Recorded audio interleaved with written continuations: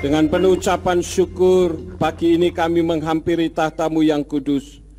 Terima kasih untuk kesempatan indah yang Tuhan berikan kepada kami di dalam pemeliharaan dari hari lepas hari, hingga pada saat ini kami boleh datang kembali memuji dan meninggikan nama-Mu. Sekarang ya Tuhan, waktunya untuk kami mendengar isi hati-Mu. Mari Roh Kudus urapi hamba-Mu dan urapi setiap kami yang mendengar firman-Mu dengan urapan yang sama, agar firman yang ditaburkan dapat kami pahami dan kami mengerti di dalam kehidupan kami. Jika ada kuasa penguasa roh jahat di udara yang akan merebut kebenaran firman, kami tolak dan kami patahkan di dalam nama Yeshua HaMashiach. Pergi kau keluar, tinggalkan tempat ini. Tinggalkan setiap hati dan pikiran kami, baik yang ada di tempat ini maupun yang mendengarkan melalui YouTube maupun melalui radio Surya Kebenaran. Biar di dalam pemikiran dan hati kami hanya kami tujukan bagi kebenaran firman saja. Berikan kemampuan kepada kami bukan hanya untuk mendengar firman-Mu saja, melainkan juga melakukannya di dalam kehidupan kami. Tegur kami dan ajar kami supaya hidup kami semakin berkenan di hadapan-Mu. Demi nama Adonai Yeshua HaMashiach, Tuhan dan Juru Selamat kami sudah berdoa dan mengucap syukur. Haleluya. Semua yang percaya katakan amin. Shalom Aleichem. Puji Bapak Yahweh, pada pagi hari ini Bapak Ibu Saudara sekalian, sebelum saya membawakan firman, akan ada penyerahan anak, yaitu anak Nathanael Gideon Chandra, anak dari Bapak Daniel Chandra Irawan dan Ibu Timna Anggun Kurnia, yang dilahirkan tanggal 23 Desember tahun 2020 di Kabupaten Semarang Ambarawa. Untuk itu saya mengundang Bapak Daniel Chandra Irawan dan Ibu Timna Anggun Kurnia supaya bisa maju ke depan. Nah, Bapak Ibu Saudara sekalian yang kekasih, inilah Bapak Daniel Chandra Irawan dan Ibu Timna Anggun Kurnia. Mereka telah melakukan pernikahan kudus dan Tuhan mengaruniakan seorang anak yang bernama Nathanael Gideon Chandra.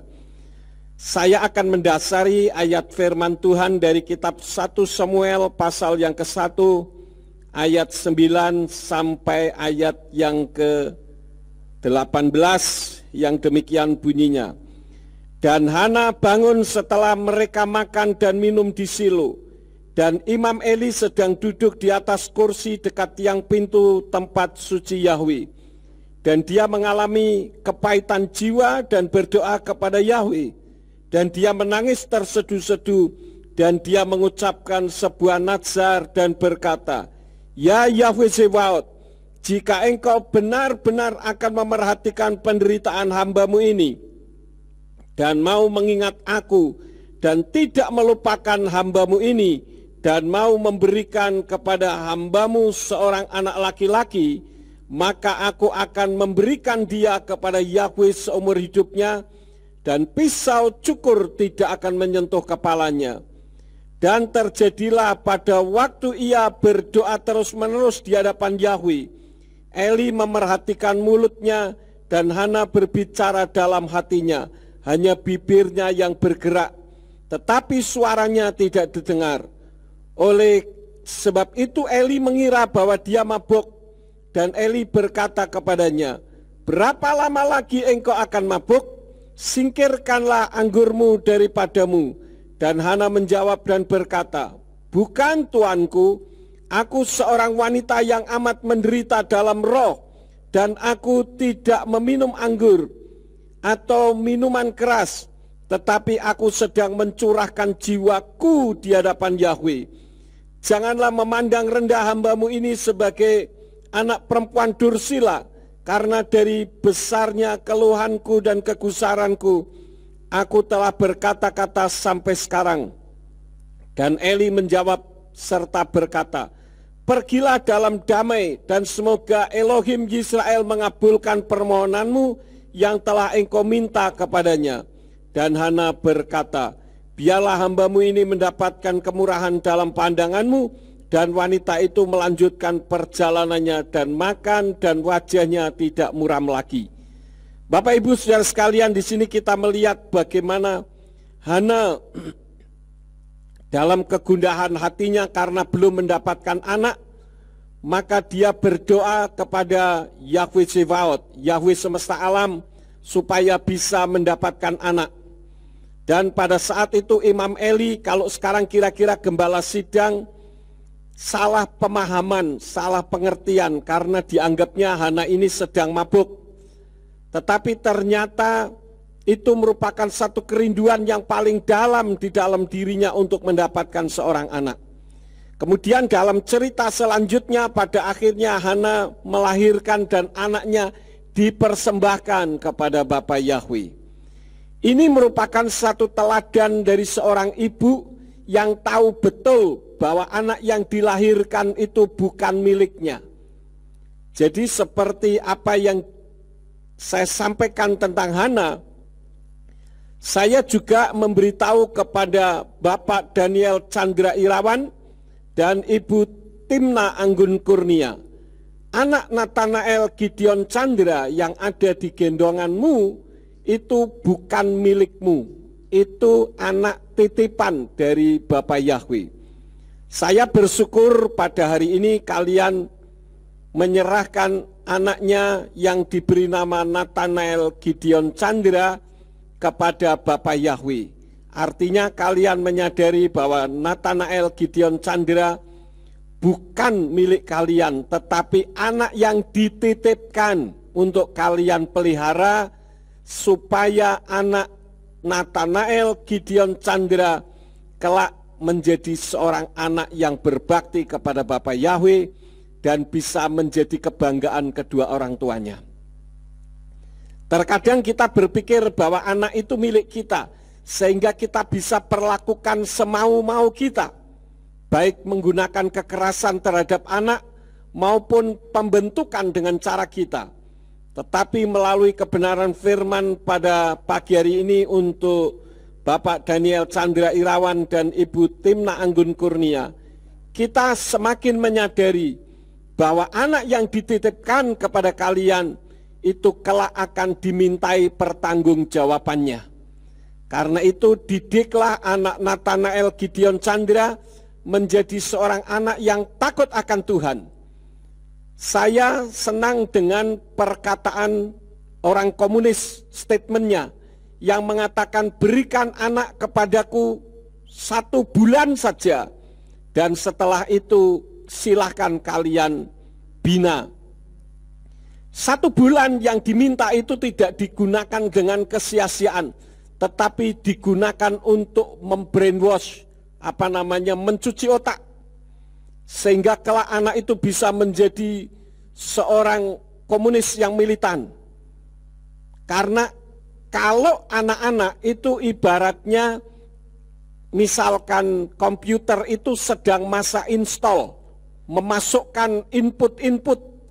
Kalau program yang dimasukkan baik, maka anak itu kelak menjadi anak yang baik. Tetapi apabila yang dimasukkan adalah program yang jelek, maka anak akan menjadi orang yang jelek.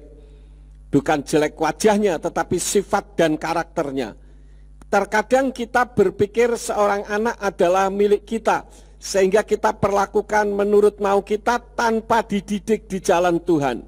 Saya ingin memberitahu, kalau orang tua tidak mendidik anaknya di jalan Tuhan, mungkin saudara bisa bangga dengan anak saudara, tetapi karena tidak dididik di jalan Tuhan, cepat atau lambat akan membuat anak tersebut sekali waktu akan mengecewakan kedua orang tuanya. Kenapa? Karena tidak ada firman di dalam hati dan pikiran anak tersebut. Karena itu kita mendengar ada banyak sekali kenakalan remaja, dan kenakalan ini baru disadari setelah ada kejadian karena kesalahan orang tua yang tidak mendidik anaknya di jalan Tuhan. Perlu seorang anak didisiplin untuk takut akan Tuhan, sehingga kelak anak itu benar-benar akan menjadi kebanggaan. Saya dulu mendidik anak-anak saya untuk takut akan Tuhan. Saya ingat betul dulu Dina dan Simeon ketika masih kecil, saya setiap minggu keberapa saya lupa diminta untuk pelayanan ke Semarang. Nah, karena saya berangkatnya pagi, jam 3:30 saya sudah bangun, maka saya ingat waktu itu saya bawa mobil Zebra kalau tidak salah, dan mobil itu di bagian belakang saya kasih kasur, sehingga Dina dan Simeon ikut pelayanan ke Semarang sambil tidur di mobil. Ya, saya mengajak untuk menjadi seorang anak yang takut akan Tuhan. Dan sekarang saudara bisa melihat sendiri hasilnya. Bagaimana anak-anak yang Tuhan percayakan kepada saya, mereka menjadi anak yang takut akan Tuhan. Dan Tuhan pakai. Dan saya yakin anak Nathanael Gideon Chandra ini akan dipakai Tuhan karena kalian sebagai orang tua, Daniel Chandra Irawan dan Timna Anggun Kurnia pada hari ini menyerahkan anaknya yang dipercayakan kepada kalian, kepada Bapak Yahweh. Didiklah takut akan Tuhan, dan saya yakin sesuai firman Tuhan, masa depan yang anak dipercayakan kepada kalian akan menjadi anak yang penuh dengan pengharapan, menjadi kebanggaan kedua orang tuanya, dan menjadi berkat bagi jiwa-jiwa karena Yahweh akan menyertai siang dan malam.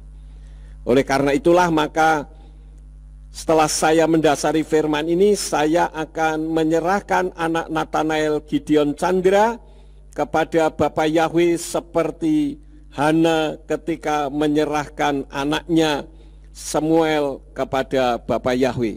Untuk itu saya mengundang Bapak Daniel Chandra Irawan dan Ibu Timna Anggun Kurnia untuk bisa bangkit berdiri. Saudara-saudara bisa bangkit berdiri. Arahkan tangan saudara ke depan untuk ikut memberkati anak Nathanael Gideon Chandra. Bapak Surgawi, pada pagi hari ini kami menyerahkan anak Nathanael Gideon Chandra ini ke dalam tangan-Mu. Anak ini adalah milik Tuhan yang Tuhan percayakan kepada Bapak Daniel Chandra Irawan dan Ibu Timna Anggun Kurnia. Kami memberkati dan menyerahkan anak Nathanael Gideon Chandra ini di dalam nama Yahweh, di dalam nama Yeshua HaMashiach dan Ruach HaKodes, sehingga anak Nathanael Gideon Chandra ini kelak bisa dipakai oleh Tuhan menjadi anak yang sehat, anak yang berbakti kepada orang tua, dan menjadi berkat bagi jiwa-jiwa, menjadi anak yang dipakai oleh Tuhan Bapak Yahweh dengan luar biasa. Terima kasih Bapak, kami memberkati Nathanael Gideon Chandra ini ke dalam tangan Tuhan. Kami memberkati Daniel Chandra Irawan, Engkau memberi hikmat akal budi untuk mendidik anaknya Nathanael Gideon Chandra menjadi anak yang takut akan Tuhan. Kami memberkati Ibu Timna Anggun Kurnia, berkat-berkat Tuhan boleh turun di dalam kehidupannya, menjadi seorang ibu yang sehat, yang takut akan Tuhan, yang mendidik anaknya Nathanael Gideon Chandra ini mengolah menjadi anak yang hebat untuk kemuliaan nama-Mu. Terima kasih Bapa. Segala puji syukur kami naikkan kepadamu, demi nama Adonai Yeshua HaMashiach kami berdoa dan mengucap syukur. Haleluya, amin. Ya, selamat Bapak Yahweh memberkati ya, bawa persembahan. Ya, silakan. Ya, sebagaimana Hana memberikan persembahan setelah menyerahkan anaknya, demikian pula Bapak Daniel Chandra Irawan dan Ibu Timna Anggun Kurnia memberikan persembahan untuk Bapak Yahweh yang telah memberkatinya. Baik Bapak Ibu Saudara sekalian, pada hari ini saya akan membawakan firman sesuai dengan apa yang sudah saya sampaikan melalui YouTube dan lain sebagainya, yang saya beri judul Siapakah Yeshua itu? Untuk itu saya ajak Bapak Ibu Saudara sekalian untuk membuka di dalam kitab Injil Lukas pasal yang ke-9 ayat yang ke-18 sampai ayat yang ke-21. Saya akan baca, demikian bunyinya. Dan terjadilah ketika dia sedang berdoa secara tersendiri, murid-murid ada bersamanya, Dan dia menanyai mereka dengan mengatakan, kerumunan orang itu mengatakan, siapa aku ini? Dan sambil menjawab, mereka berkata, Yohanan Pembaptis, dan yang lain Elia, dan yang lain lagi seorang nabi dari zaman dahulu telah bangkit kembali. Dan dia berkata kepada mereka, namun kamu mengatakan siapa aku ini?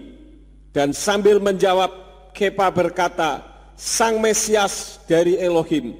Dan sambil memperingatkan mereka, dia memerintahkan agar tidak mengatakan hal ini kepada siapapun. Amin. Nah, Bapak Ibu Saudara sekalian yang kekasih, kalau kita melihat ayat ini, Yeshua menanyai kepada siapa? Kepada murid-muridnya. Tetapi ketika Yeshua menanyai, coba perhatikan ayat yang ke-19. Di sana dikatakan, dan sambil menjawab mereka ini murid-murid ya, berkata, Yohanan Pembaptis. Artinya ada orang yang mengatakan bahwa Yeshua itu adalah Yohanan Pembaptis. Dan yang lain lagi Elia. Dan yang lain lagi seorang nabi dari zaman dahulu telah bangkit kembali. Kemudian ayat yang ke-20, dan Yeshua berkata kepada mereka, namun menurut kamu mengatakan siapa aku ini? Ini Yeshua bertanya kepada satu orang atau banyak orang? Banyak orang. Tetapi di antara murid-murid yang ditanya itu, yang memberikan jawaban siapa? Kepa atau Petrus. Ya. Petrus menjawab, Sang Mesias dari Elohim. Jadi Bapak Ibu Saudara sekalian, saat tanya kepada Kepa, Yeshua terlebih dahulu membandingkan jawaban orang lain dengan jawaban Kepa sendiri. Artinya bahwa murid-murid yang lain yang mengatakan bahwa Yeshua itu Yohanan Pembaptis, Elia, seorang nabi zaman dahulu telah bangkit kembali, itu pun didengar oleh murid-muridnya. Tetapi ada satu spesifikasi yang dimunculkan oleh Kepa yang mengatakan bahwa engkau adalah Sang Mesias dari Elohim. Nah, ini adalah jawaban spesifikasi atau secara khusus yang keluar dari mulut Kepa. Ayat yang ke-20 kalau saya membaca di dalam kalimat berbahasa Ibrani, di dalam kitab Brit Kadasa di sana berbunyi, wa yomer alehem wa atematomru alaimi ani wa ya'an Petros wa yomer Mesiak ha Elohim. Saya membuka file di internet, apa arti Mesias? Di dalam Wikipedia dikatakan yang diurapi. Saya bilang itu kurang tepat. Karena yang diurapi itu diambil dari bahasa Yunani. Dan itu ada sejarah tersendiri tentang kalimat yang diurapi. Saya katakan Yeshua bukan sekedar yang diurapi. Apa kata Mesias di situ? Mesias itu artinya tempat keselamatan. Dari kata makom, hurufnya mem, kof, waw, mem akhir. Jadi kalau Mesias itu makom sua dari kata dasar safa, artinya tempat keselamatan itu adalah Yeshua. Siapakah Yeshua itu? Mesias ha Elohim. Mesias, tempat keselamatan yang adalah Yeshua, itulah Elohim. Jadi Yeshua itu bukan sekedar yang diurapi. Karena kalau berbicara yang diurapi, orang yang mencintai Yeshua, orang yang mencintai Bapa Yahweh dengan kesungguhan hati, mereka pasti diurapi.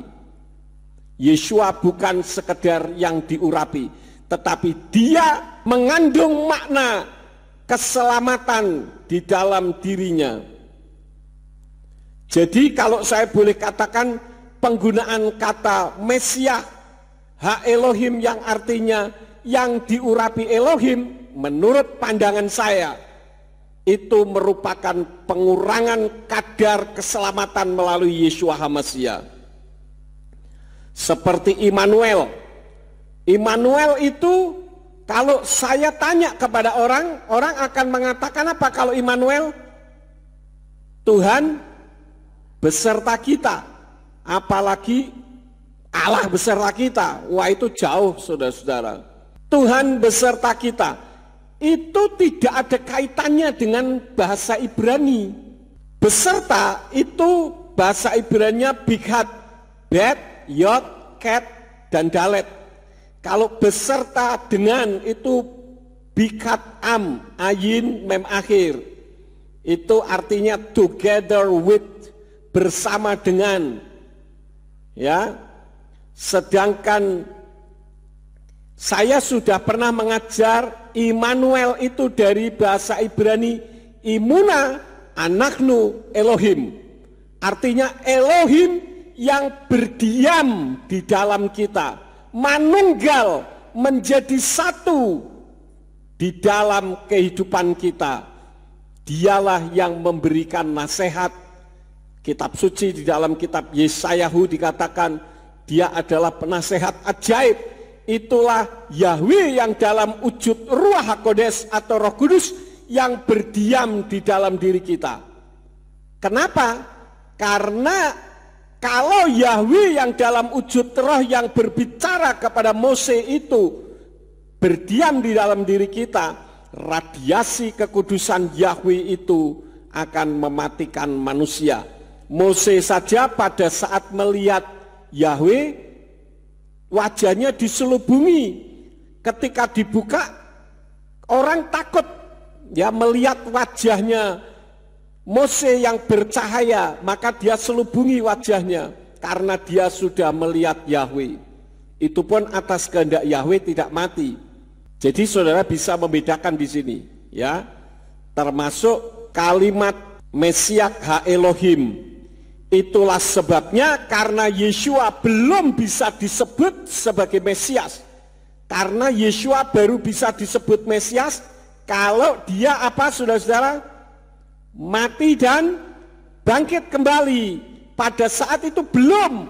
Makanya ayat yang ke-21 dikatakan dan sambil memperingatkan mereka, dia memerintahkan agar tidak mengatakan hal ini kepada siapapun. Kenapa dilarang? Karena waktunya belum sampai. Ketika Yeshua ditolak, Yeshua disalib, Yeshua mati, pada hari yang ketiga dia bangkit, dia naik lagi ke sorga, ke Samayim. Itulah saatnya Yeshua bisa disebut sebagai Mesias. Dan dia akan datang kembali untuk menjemput setiap orang yang beriman kepada dia.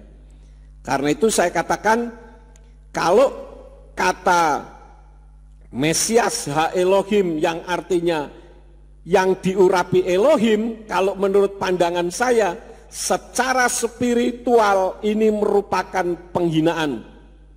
Kecuali tidak tahu. Termasuk selama ini kita mengenal Yesus yang nama aslinya adalah Yeshua sama dengan Allah. Ini secara spiritual penghinaan terhadap Tuhan.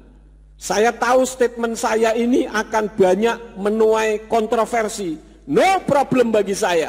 Karena tidak ada kaitannya antara Allah dengan kekristenan yang akarnya berasal dari Ibrani.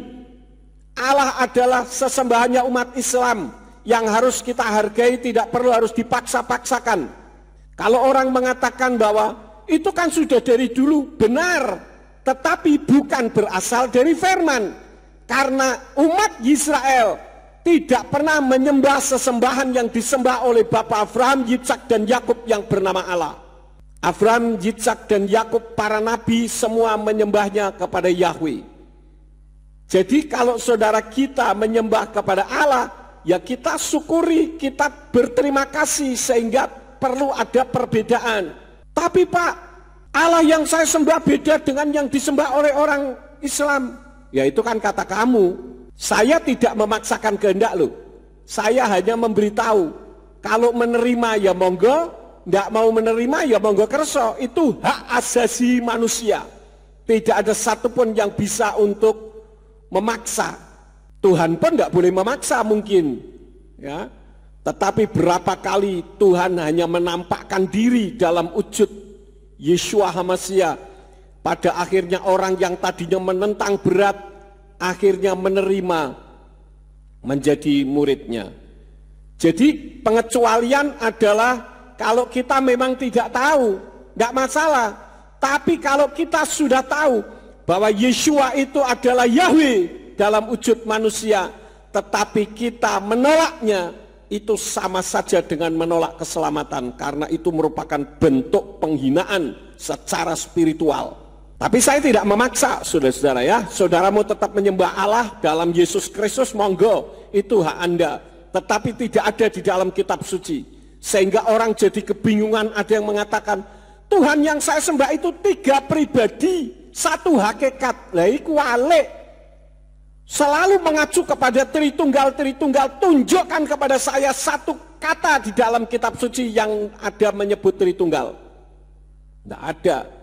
Tritunggal itu dibuat oleh bapak-bapak gereja untuk menyatakan kebagaimanaan Tuhan, bukan keberapaan Tuhan. Artinya Tuhan itu bagaimana toh? Bukan Tuhan itu ada berapa toh? Bisa dipahami saudara-saudara? Kalau ada orang mengatakan Yeshua itu hanya sekedar nabi, buktinya ayatnya ini. Saya sudah menyampaikan ada peran 3 berganda dalam diri Yeshua. Sebagai manusia teladan, ya tentu saja dianggap seperti manusia, tapi dia bukan manusia. Karena dia yang menjadi teladan. Artinya kalau kita mau meneladani, teladanilah Yeshua HaMashiach di dalam kehidupannya selama di bumi ini. Yang kedua, Yeshua yang adalah Yahweh Elohim.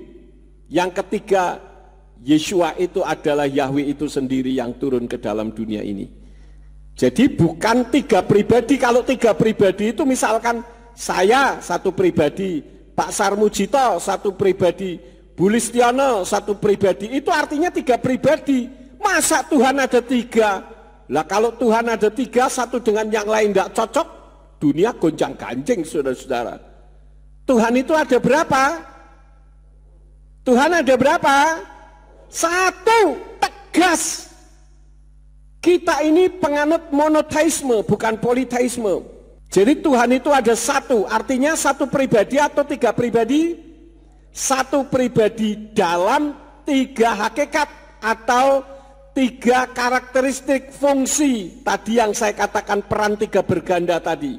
Kita lihat contoh ayat-ayatnya, tolong bisa dibuka. Nah, ini yang pertama ya, Yohanan atau Yohanes 8 ayat yang ke-24. Laken amarti lakem ki tamutu fakato tekem ki imlo ta'aminu fi ki anihu tamutu fakato tekem.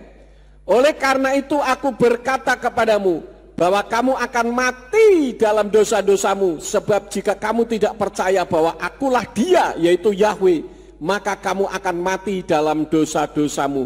Yang ngomong Yakub Sulistyo atau ayat? Yakub Sulistyo atau ayat? Ayat yang ngomong, itu dalilnya. Jadi jangan ngamuk-ngamuk menyalahkan saya. Kemarin itu ada orang marah-marah di Facebook mengatakan Yakub itu ngawur, yang benar Allah kita itu ada 3. Yo karepmu. Nggak pernah ada di dalam kitab suci Allahku ada 3. Yang ada Elohim itu 1. Dan dia dalam wujud manusia sebagai manusia teladan, dia adalah Yahweh yang turun ke bumi dalam wujud manusia, dan dia adalah Yahweh itu sendiri.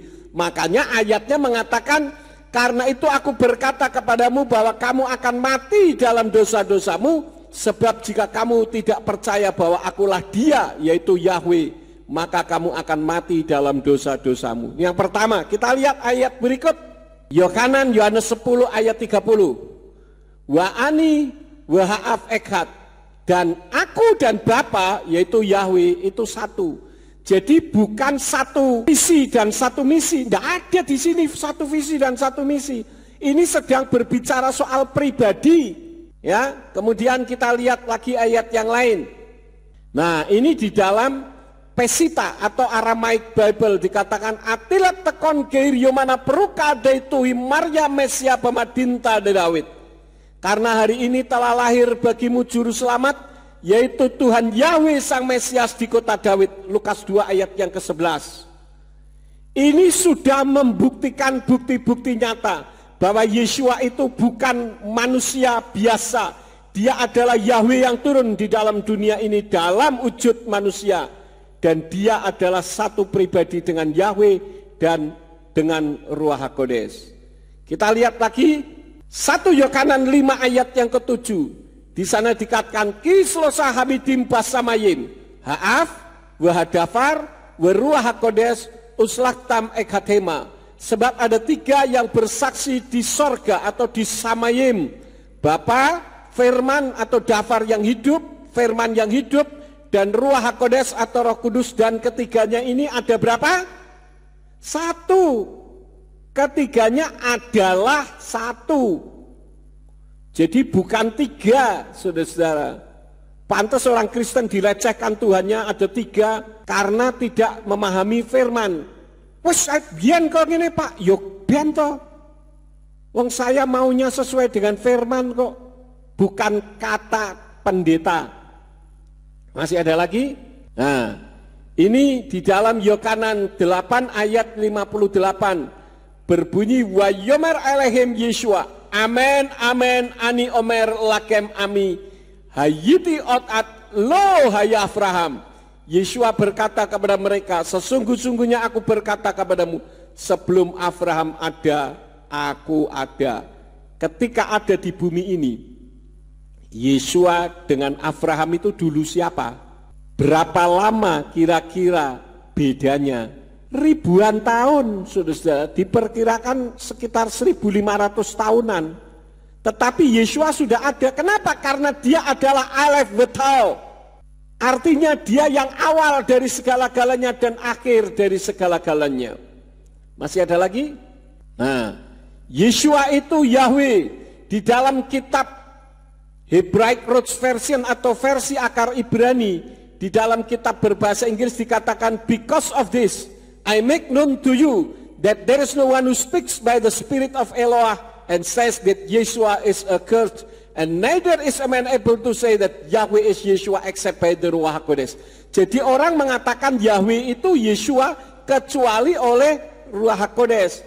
Hanya orang yang benar-benar penuh dengan Roh Kuduslah yang mengatakan Yeshua itu Yahweh, Yahweh itu Yeshua. Ini kembali bukan saya yang ngomong loh, ya, tetapi firman Tuhan. Saudara mungkin tidak sekolah Alkitab, bahkan duduk 1 hari di bangku sekolah teologi juga tidak pernah. Tapi saudara lebih tahu, bisa membedakan antara nama, sebutan, bahasa, dan budaya. Sementara yang sekolah teologi bebel, selalu macem-macem, ya. Bahkan ada yang ngomong, ayo Pak Yakub debat, sudah capek saya debat dari dulu. Dan tetap saja tidak ngerti-ngerti. Jadi buat apa debat? Percuma. Bikin capek. Saya hanya menyampaikan, mau diterima silakan, mau tolak saja. Itu hak asasi manusia, iya kan? Nah, sekarang saya lanjut. Kenapa Yeshua dianggap seperti jawaban orang tadi yang mengatakan bahwa Yeshua itu siapa? Yohanan Pembaptis, Elia, seorang nabi zaman dulu yang bangkit kembali, ya. Kenapa Yeshua dianggap seperti itu? Yang pertama, murid-murid juga menganggap begitu kan? Hanya Kepa yang berani mengatakan bahwa dia adalah Mesias dari Elohim, Mesias ha Elohim, yaitu tempat keselamatannya adalah Yeshua yang adalah Elohim. Itu sudah sangat jelas, dan kalau di cross check kemana ayat satu dengan yang lain di berbagai tempat yang berbeda, tetap hasilnya sama, tidak terjadi perubahan. Kenapa Yeshua dianggap seperti jawaban orang-orang lain tadi? Yang pertama, karena mendengar kata orang. Kalau mendengar kata orang ini sama saja dengan ikutan, membebek. Kenapa sih kok tidak mengayam tapi membebek? Karena bebek itu kalau yang paling depan belok kanan, belakangnya ngikuti semua. depannya terjun ke sungai, yang lain juga terjun ke sungai. Tapi beda kalau ayam. Kalau ayam yang satu ke kanan, yang satu ke kiri, bubar sakarpe dewe. Jadi kenapa Yeshua dianggap seperti jawaban orang-orang lain itu? Karena mereka mendengar kata orang, ikut-ikutan. Dan sekarang yang menjadi penyesat luar biasa adalah kata Mbah Google, kata doktrin gereja, kata teolog, kata orang itu sekenanya sesuai dengan latar belakangnya. Kata orang, Yeshua itu Allah, ya kata orang. Kalau kata saya menurut firman Tuhan, no, no, no, bukan sama sekali. Dan saya tegaskan ini, lah Pak Yakub, bosen capek saya, ben blenger sisan. Kalau saudara yang sering naik pesawat, saya ini naik pesawat sudah tidak bisa dihitung, sudah lebih dari 500 kali. Itu kalau setiap kali naik pesawat pasti ada peragaan menggunakan pelampung kalau pesawat dalam keadaan bahaya. Itu sampai hafal saya, saudara-saudara, habis ini itu, habis itu ini, hafal saya. Maka kadang saya cuman dengerin saja, matanya lihat ke depan, lihat pemandangan. Tapi apakah orang yang ada petugas di pesawat itu sudahlah Pak, paling-paling juga nggak didengerin, semua orang juga sudah tahu. Kenapa selalu ada peragaan seperti itu? Ketika pesawat dalam keadaan darurat, panik, lupa semuanya, saudara-saudara. Terbukti saya punya teman dulu, pemberita nama Bapak Yahweh yang luar biasa. Saya sudah pernah ceritakan kepada saudara, kalau pergi ke restoran, masuk ke restoran besar, itu semua orang yang ada di restoran itu bisa pegang teratatnya dia tentang Yahweh. Tetapi entah bagaimana lama tidak ketemu malah mengatakan Yahweh itu iblis. Ini piye gitu loh. Maka dari itu kita harus hati-hati. Jadi jangan kata terjemahan Yayasan Lembaga Alkitab Indonesia. Saya menghargai Yayasan Lembaga Alkitab sudah berjerih lelah untuk menerjemahkan kitab suci. Saya sangat menghargai. Tetapi sangat disayangkan kalau Yayasan Lembaga Alkitab Indonesia tidak mau menerima input. Katakanlah tidak bisa disebut, ya ora apa-apa, tidak apa-apa, tidak usah disebut. Tapi Yod He Waw He jangan diganti Allah, huruf besar semua. Atau Allah hanya saja yang huruf besar di dalam perjanjian baru. Tulis saja YHWH, mau dibaca curut, mau dibaca tikus, mau dibaca apa silakan saja. Itu hak seseorang, tapi nama jangan digonta-ganti. Kan begitu. Saya tidak mau peduli saudara sudah mengerti tentang hal ini, tetapi saya yakin ketika kita dalam keadaan tersudut, roh setan itu bisa berbicara kepada kita untuk kita menyangkali Yeshua adalah Yahweh. Tapi saya ingatkan, apapun problemnya, apapun masalahnya di dalam kehidupan saudara, Tuhan kita tahu atau tidak? Tahu atau tidak? Tahu. Jadi jangan kita katakan, Tuhan kok aku seperti ini. Engkau tahu enggak sih sebetulnya aku ini? Ya dia lebih tahu dari saudara lah. Betul enggak saudara-saudara? Nah, kenapa? Karena kesalahan yang diulang-ulang akan menjadi dianggap benar. Bukankah selama ini di media sosial, baik Google, YouTube, Instagram, Facebook, dan lain sebagainya, selalu memberitakan berita-berita kebohongan. Saya tidak perlu mengungkapkan tentang berita kebohongan yang lain, karena jangan-jangan nanti video saya di-ban, di-take down, tidak bisa muncul. Tetapi jangan sampai kesalahan yang diulang-ulang akan jadi dianggap benar. Ya, kenapa saya membuat buku yang berjudul Pertanyaan Umum seputar nama Yahweh dan Allah? Karena adanya orang yang ikut-ikutan tadi. Tetapi ketika diajari yang benar, wes pokoke. Lah kok wes pokoke? Lah mau belajar apa enggak? Dulu itu saya pernah ngomong sama pendeta, Pak, tolong Bapak taruh sudut hati saudara di sudut netral. Sudut saya netral Pak Yakub. Oh iya, tolong saya punya buku ini dibaca, dipelajari. Wah capek saya, sudah males baca, matanya rabun. Oke, saya maklum karena mata rabun. Saya punya VCD, tolong didengarkan saja, nggak perlu baca, Bapak tinggal dengerin. Wah, saya nggak ada gairah Pak, mungkin telinganya budek. Lah nek tenanan piye? Iya kan? Suruh baca ndak mau, suruh dengarkan ndak mau. Maunya apa? Ya pokoknya wis biyen ngene. Lho, piye toh? Ya kalau benar sih ndak apa-apa. Lah kalau salah, kita harus punya komitmen, saudara-saudara. Jadi saudara memahami tentang siapakah Yeshua itu jangan hanya dari kata orang saja. Iyop itu terkenal sebagai orang yang saleh, jujur, takut akan Elohim dan menjauhi kejahatan.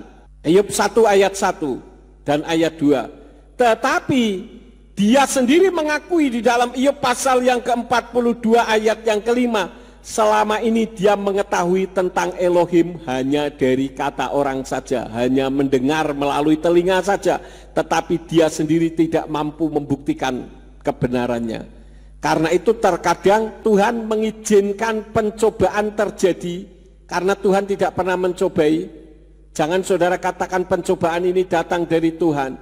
Jadi Tuhan mengizinkan pencobaan terjadi di dalam hidup saudara, supaya melalui pencobaan itu iman saudara teruji. Karena itu kalau ada orang yang selalu didoakan supaya bisa kembali beribadah dengan baik, sudah didoakan bertahun-tahun masih juga tidak mau beribadah. Ketika dikunjungi, iya Pak, iya Bu, saya mau ibadah. Saya doanya tidak seperti yang kebiasaan orang. Saya bilang, Tuhan, saya berdoa untuk si A, izinkan pencobaan datang di dalam hidupnya. Nanti kalau pencobaan datang, teriak-teriak, saudara-saudara, minta didoakan, ya kan? Manusia kan biasanya gitu, ketika dalam masalah baru lari kepada gembala, tapi kalau tidak dalam masalah, gembalanya dilupakan. Bukan soal duit loh ya, karena seperti yang saya katakan berkali-kali, saya hidup bukan karena jemaat. Kalau saya memberitahu tentang masalah pengembalian perpuluhan, bukan untuk memperkaya saya. Karena kalau ada orang yang merasa, wah aku ngei perpuluhan, saya mengembalikan perpuluhan, nanti pendetanya kaya, please jangan kembalikan perpuluhan saudara. Karena saya pasti dan selalu dipelihara oleh Bapak Yahweh. Karena saya bekerja kepada Bapak Yahweh. Tetapi saya seringkali katakan kalau saudara mengembalikan perpuluhan itu untuk membantu, menolong saudara sendiri. Seperti yang Simeon kemarin sampaikan. Karena itu kalau saya sudah berbicara soal perpuluhan, saya tidak tedeng aling-aling karena tidak ada beban dalam hidup saya. Kemarin di salah satu grup yang saya ikuti, saya tidak memberikan komentar apapun. Ada orang saling berdebat mengatakan bahwa gereja aliran Pantekosta dan karismatik itu pendetanya perampok-perampok karena ngerampok uang jemaat. Loh, siapa yang merampok? Saya tanya kepada saudara di tempat ini, pernahkah saya merampok saudara? Pernah saya merampok? Saudara kasih dong perpuluhan untuk saya, pernah saya ngomong begitu? Loh, barusan saya ngomong. Ya barusan saja ya, karena saya ingin memberi penerangan, ya. Karena saya yakin, buktinya dalam kondisi seperti ini pun Bapak Yahweh tetap memberkati saya dan pasti memberkati saudara sekalian, ya. Jadi di Facebook itu banyak sekali orang yang menjadi dosen teologi dadakan, ya. Mereka menjabarkan menurut pemahaman mereka sendiri. Ya bagi saya, mereka Orang katakan nothing tulus, tidak ada yang dirugikan. Kenapa? Karena ketika disanggah dan tidak bisa menjawab, tidak ada masalah. Wong mereka tidak punya jemaat, tidak diizinkan Tuhan memegang sebuah jemaat, mau dipermalukan juga cengengesan, hehehe, gitu saja. Kalau saya kan tidak, semua ajaran yang saya ajarkan, saya bisa pertanggungjawabkan melalui kitab suci ini.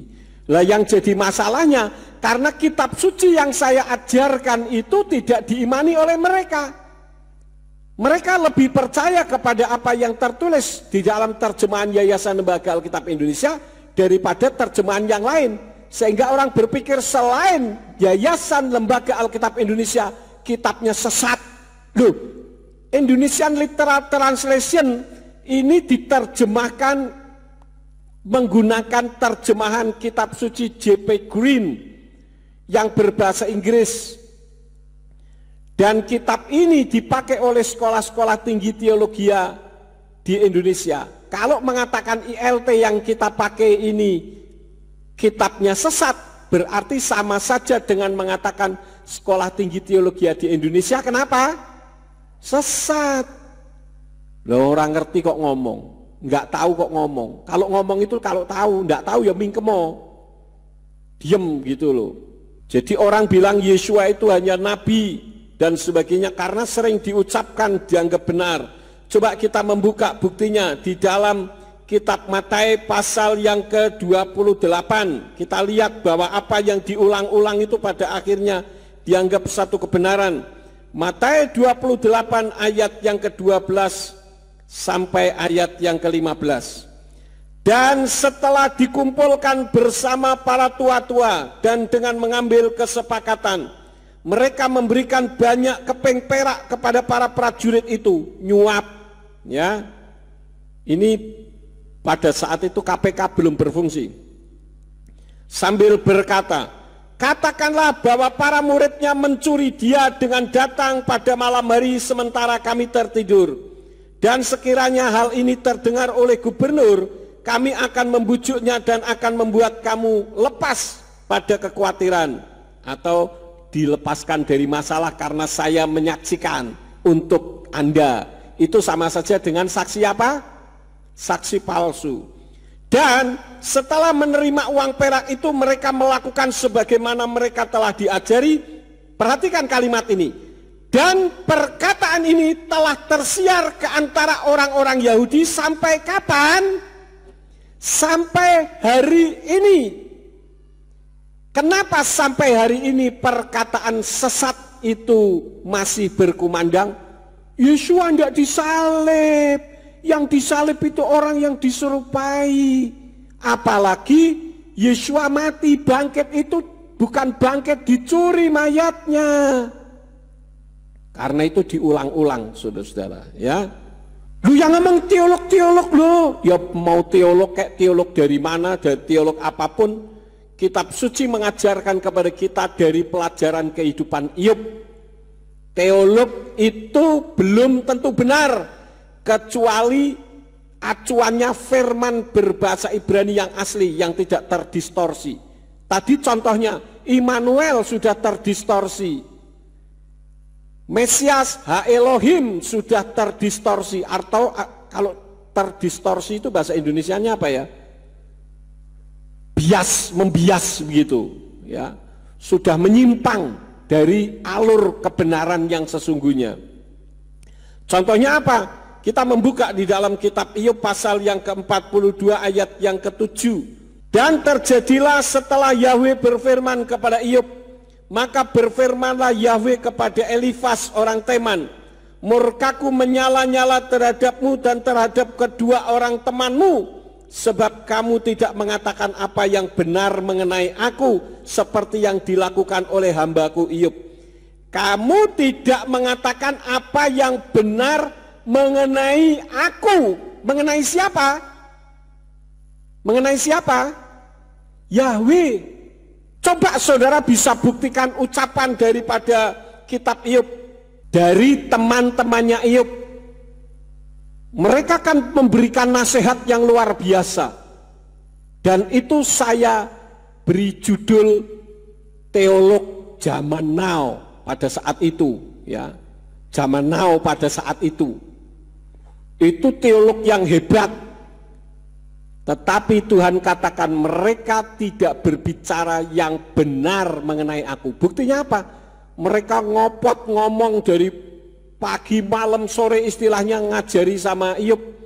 Mereka tidak pernah menyebut nama Yahweh.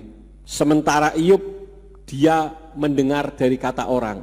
Tetapi Yahweh sendiri yang memberitahu kepada Iyyub bahwa mereka tidak berkata benar tentang aku.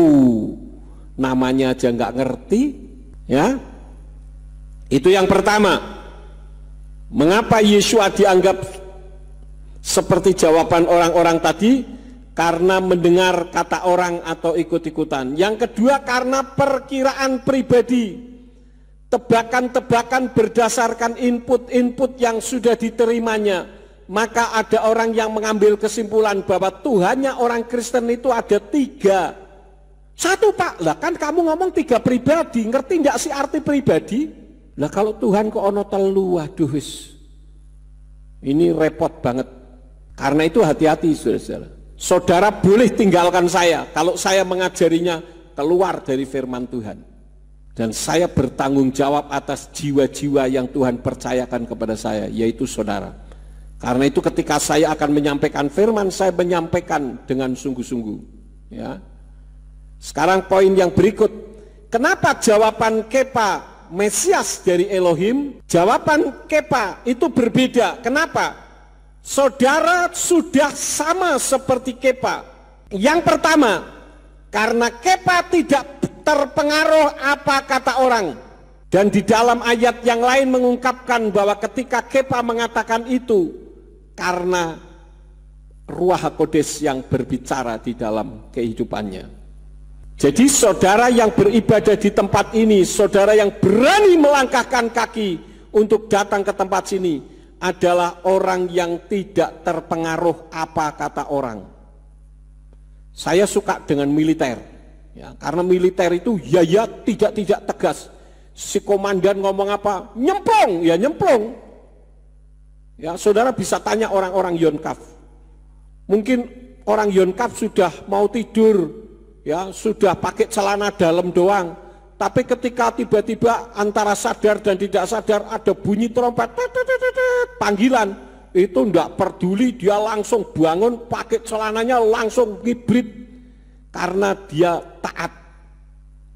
Ketaatan seorang militer itu patut diacungi jempol. Saudara adalah tentara-tentara Elohim. Jadi tidak boleh terpengaruh apa kata orang. Biarlah kita hanya dipengaruhi oleh firman Elohim yang benar. Dan pengaruh yang paling kuat saat ini adalah media sosial. Media sosial sudah menjadi berita hoax atau pendusta ulung. Dan kitab suci katakan di dalam kitab Yohanan pasal 10 ayat yang ke-10, setan yang datang hanya untuk membunuh, mencuri dan membinasakan. Jadi hati-hati dengan media sosial. Saya kemarin juga sempat berbicara kepada Gereja Pemulihan Firman Samayim di Denpasar, Bali melalui virtual. Kita jangan begitu saja percaya kepada orang yang mengaku diri sebagai penyembah Bapa Yahweh. Karena penyembah Bapa Yahweh ini variannya banyak sekali. Ada yang kebablasan pada akhirnya jadi Yudaism. Tidak berani menyebut Yahweh, tetapi mengganti menjadi Hashem. Itulah Talmud. Di dalam Berakot Sotah, ya, Misnah Sotah, Misnah Tamid, itu semua ada. Suruh mengganti Yahweh menjadi sebutan, maka diganti menjadi Hashem. Ha itu artinya itu, Shem itu nama.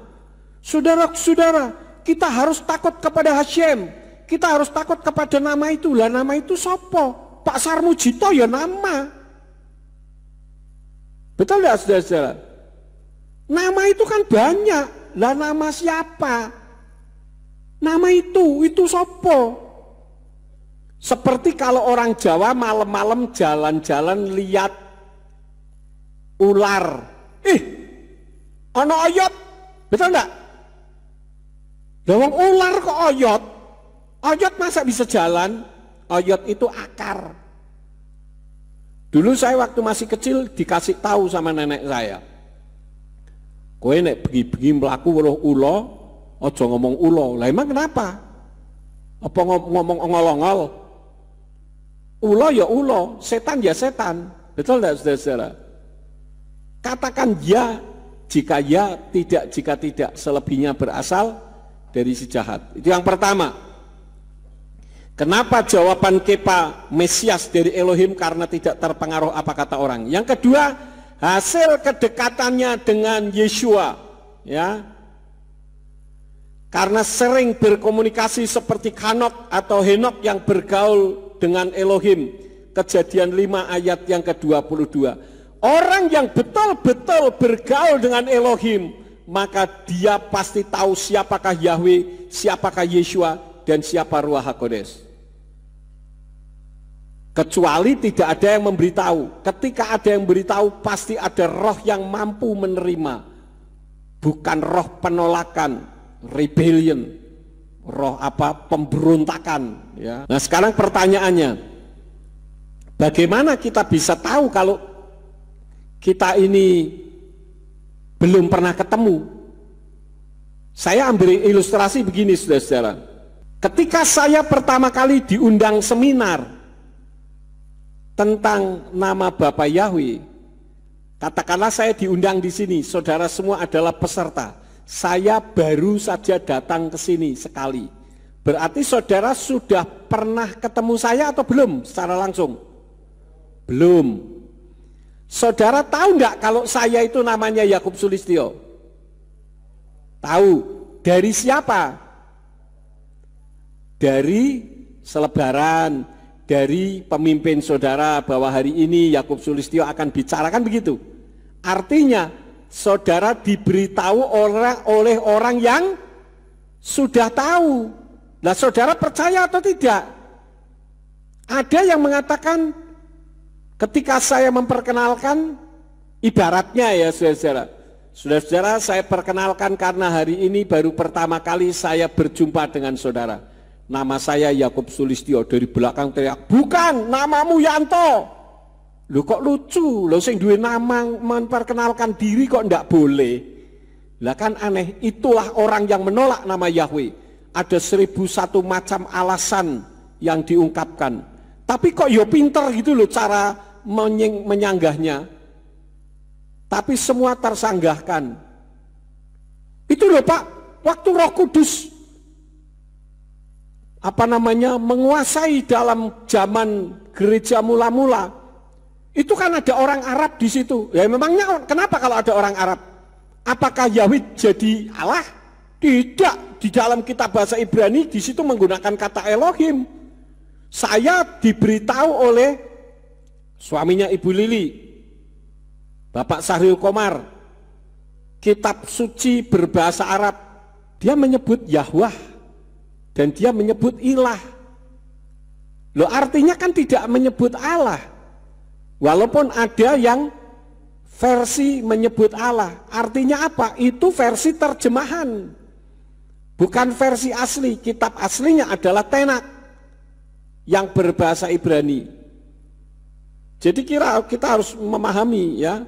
Yang ketiga, kenapa Kepa mengatakan Mesias dari Elohim? Karena Ruach HaKodes, artinya dari sesuatu yang mengenal betul siapakah Yeshua itu. Jadi apa yang saya sampaikan ini bisa berkaitan dengan Yeshua memiliki 3 peran berganda. Itu saudara pelajari dengan betul. Jangan sampai kalau orang ditanya, "Ngapa wong Kristen Tuhanmu kok ono telu?" Karena. Nah, saudara mengatakan karena saja sudah salah. Harus katakan siapa bilang Tuhanku ada 3. Tuhanku satu, yaitu Bapa Yahweh. Dia yang mencintai aku, dia turun ke bumi dalam wujud manusia. Ketika dia turun ke bumi dalam wujud manusia, dia ditolak, dia mati, disalib, dia bangkit pada hari yang ketiga, dia naik kembali ke Samayim. Dia saking cintanya kepada kita, Bapa Yahweh turun lagi dalam wujud roh yang bisa berdiam di dalam diri kita, yang disebut Immanuel, Imuna, Anaknu Elohim, Elohim yang berdiam di dalam diri kita. itulah Ruach HaKodes. Bisa saudara menerangkan begitu? Gampang toh ya, cuma ngomong ngono tok, ya toh? Kalau enggak bisa, tak kenal ke Pak Yakub ngomong dewe. Gampang saudara-saudara ya. Atau saudara kasih link saja nih, dengerin khotbah-khotbahnya Pak Yakub, beres. Tapi jangan ketika ditanya, Tuhanmu ono telu. Iya yo. Tak pikir-pikir yo bener kowe yo. Lah, ini Kristen apa saudara-saudara? Banyak Kristen yang nggak ngerti karena ikut-ikutan. Ya. Nah sekarang poin yang terakhir. Bagaimana agar kita seperti Kepa? Yang pertama, punya prinsip yang sesuai dengan firman. Adakah prinsip yang tidak sesuai dengan firman? Banyak. Karena itu pegang prinsip sesuai firman Tuhan. Kalau kita sudah pegang prinsip sesuai firman Tuhan, tidak boleh ada rasa sungkan. Sungkan terhadap manusia, tetapi anehnya tidak sungkan terhadap Tuhan. Nah ini yang bahaya saudara-saudara. Kalau saya lebih baik saya tidak sungkan kepada manusia daripada saya sungkan terhadap Tuhan. Saya tidak sungkan terhadap manusia, saya sungkan terhadap Tuhan. Karena yang membawa, menjadikan saya hidup adalah Tuhan. Jadi di Facebook ini banyak hal-hal yang diprinsipkan tanpa dasar firman dan hanya asumsi pribadi yang tidak bisa dipertanggungjawabkan dan dangkal. Pertanyaannya yaitu itu saja. Itu yang pertama. Yang kedua, bagaimana agar kita seperti Kepa tidak takut menghadapi masalah demi kebenaran. Bukankah tadi yang ditanya murid-muridnya, semua tidak ada yang bisa jawab, mungkin kebingungan, mungkin tidak berani ngomong, tapi Kepa berani mengomong. Engkau adalah Mesias Ha Elohim. Dan memang pada saat itu hati Kepa sedang menyala-nyala terhadap Yeshua. Karena dia sedang jatuh cinta mula-mula dengan Yeshua. Orang kalau sedang jatuh cinta kan begitu saudara-saudara. Pokoknya apa saja ditabras. Ya. Aku sayang engkau. Hujan api aku seberangi. Lah hujan api tenanan. Kobong, kebakar. Tapi kan begitu, kenapa? Karena ada rasa cinta. Ngomong sana ngomong sini, lagi-lagi nyebut nama yang dicintainya. Sampai yang diajak ngomong bosen. Ya. Itu karena adanya rasa cinta. Nah bagaimana cinta kita kepada Bapa Yahweh? Aku mengasihi engkau Tuhan, Tuhan yang mana? Suruh nyebut namanya saja ora sudi. Kok cinta? Ya kan? Yang ketiga, yang terakhir. Jika saudara masih belum juga memahaminya, saudara punya pengalaman supranatural atau punya pengalaman hidup dalam dunia roh, saran saya, tanya sendiri kepada Tuhan, siapakah Yeshua itu? Tetapi harus diklarifikasikan dengan firman. Jika benar sesuai itu datang dari Tuhan, jika tidak atau kontroversi dengan firman itu bukan berasal dari Tuhan. Saya akan tutup dengan sebuah ilustrasi kesaksian nyata. Ketika awal-awal mengenal nama Yahweh, saya diajak sama Pak Alam Atmaja, Olam Ben David dari Solo. 1 hari atau 2 hari sebelumnya datang kepada saya, dia memberi kekuatan kepada saya. Kok Yakub, wis tau maju terus, wis yang bener Yahweh, duduk Allah. Yo Pak Olam, kene lu, ada seorang pendeta besar di Semarang yang sudah mengenal Yahweh. Yuk kita datangi. Saya datangi pagi-pagi itu saudara. Saya Pak Olam, saya ingat betul Ibu Femi juga ikut. Pada saat itu Ibu Femi mau ada urusan kalau tidak salah mengambil berkat dari pemerintah 10 juta. Ya Bu Femi ya, di Ungaran ya waktu itu. Nah Bu Femi saya turunkan di tengah jalan karena saya kan harus ke Semarang. Saya tanya dulu, Bu Femi bagaimana nih kalau saya turunkan begini, bisa enggak pulang sendiri? Bisa Pak, enggak apa-apa, enggak apa-apa. Wah itu orang-orang yang mendukung saya awalnya malah ngamuk. Bojo wong ditinggal di tengah jalan. Waduh saudara-saudara. Ya, nah saya itu sama Pak Olam datang ke hamba Tuhan itu. Kami bincang-bincang basa-basi. Kemudian saya tanya, Pak, saya dengar Bapak sudah menerima nama Bapak Yahweh. Gini loh Pak Yakub, saya itu sudah berdoa bersama dengan 2 hamba Tuhan besar yang lain. Pak Yakub pasti tahu si A, si B. Jadi ada 3 orang berdoa. Firman Tuhan katakan 2-3 orang berkumpul dalam namaku, aku ada. Saya sudah berdoa Pak Yakub. Dan saya tanya kepada Roh Kudus. Roh Kudus. Kira-kira ya, ngomongnya itu enggak tepat sih. Kalau tepat ya enggak mungkin karena saya bukan beliau ya. Kalau engkau saya panggil Allah, mau atau tidak? Saya tanya, jawabannya bagaimana Pak? Mau tuh Pak Yakub. Enggak masalah tuh. Lah saya bilang, loh kok enggak sama Pak dengan kitab sucinya? Dia jawabannya apa? Ya kalau begini kita enggak bisa dialog Pak Yakub. Saya bilang sama Pak Olam, Pak kita pulang. Pak terima kasih Bapak sudah menerima saya. Jadi saya mau pamitan karena kita tidak bisa dialog. Terima kasih Bapak Yahweh memberkati. Saya pulang saudara. Padahal sudah dibawain teh di situ. Loh ini kan atas nama Roh Kudus. Tapi atas nama Roh Kudus pun harus diapain? Diuji. Diapain? Diuji. Yang menjadi batu ujinya apa? Kitab suci. Bukan pendapat. Dulu awal saya mau ke Ambarawa, saya ingat betul. Saya itu mendapatkan penglihatan 2. Di mana 2 penglihatan ini saling kontroversi. Artinya Tuhan bisa memberikan penglihatan, setan pun melakukan hal yang sama karena mencontoh Tuhan supaya saya kebingungan. Baru pada akhirnya saya mendapatkan jawaban ketika saat itu saya pergi ke Bukit Doa di Ungaran, di Getsemani. Saya berdoa minta pernyataan Tuhan dan Tuhan memberikan pernyataan untuk saya berangkat ke Ambarawa. Tetapi sangat disayangkan karena nama Yahweh harus pengulang dari awal. Tetapi pada akhirnya saya bersyukur. Dulu saya punya kerinduan memiliki berapa gereja cabang? 8. Pak Sarmujito masih ingat. Orang yang dari dulu bersama dengan saya tahu. Sekarang saudara tahu GPF kita mempunyai berapa cabang? 36 cabang. Dan itu karena Bapak Yahweh yang menyertai kita. Dan saya yakin bukan hanya 36, akan lebih daripada itu. Karena semakin besar orang mengenal Gereja Pemulihan Firman, berarti semakin banyak juga orang yang mengenal nama Bapak Yahweh.